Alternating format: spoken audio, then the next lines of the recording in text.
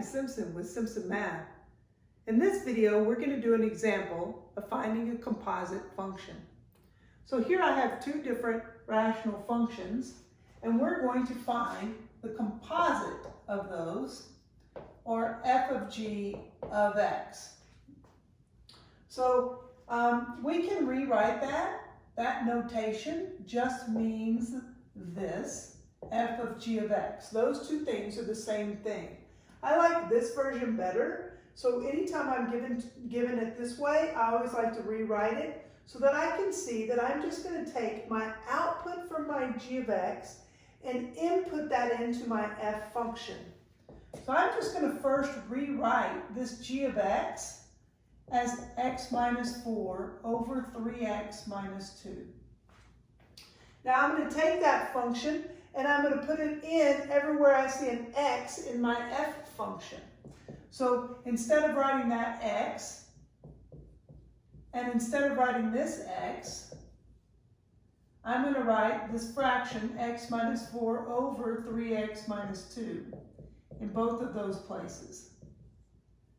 Now remember, it's tempting to try to cancel those out, but we can't. We have to add on top and we have to add on bottom first. So here I need a common denominator in order to be able to add those. My common denominator is going to be 3x minus 2. So this one already has that common denominator.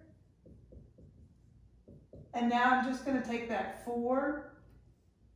And in order to put a 3x minus 2 on the bottom, I have to also multiply the top by 3x minus 2. Now, in the denominator of this fraction, I also will need a common denominator to add these. And my common denominator is again going to be 3x minus 2. But in order to put that on bottom, I have to multiply the top by it as well, because I'm just multiplying by a fancy 1. Now that I have that, let's do some simplification. Let's just distribute that so that I now have x minus 4 over 3x minus 2 plus, here I have 12x minus 8 over 3x minus 2. All that is on top of x minus 4 over 3x minus 2 plus 9x minus 6, because we just distribute this, all over 3x minus 2. Now that we have common denominators, we can combine the numerators. Remember, with fractions, we keep our denominator and we just combine our numerators. So x and 12x gives me 13x. And negative 4 and a negative 8 gives me a negative 12. That's being divided by, on bottom, again, I keep my denominator. And in my numerator, I'm just going to add my like terms. X plus 9x gives me 10x. And minus 4 and a negative 6 gives me a negative 10.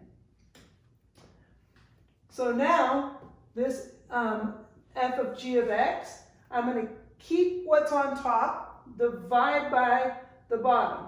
So, you know, with fractions, we keep the numerator. Instead of writing it as division, I'm going to write it as multiplication, and I'm going to multiply by the reciprocal, or I'm going to flip that bottom one. Notice there's a 3x on top, minus 2 on top, and a 3x minus 2 on bottom. Those become 1, and then I'm just left with 13x minus 12 over 10x minus 10. So my new function, my f of g of x, is equal to 13x minus 12 over 10x minus 10.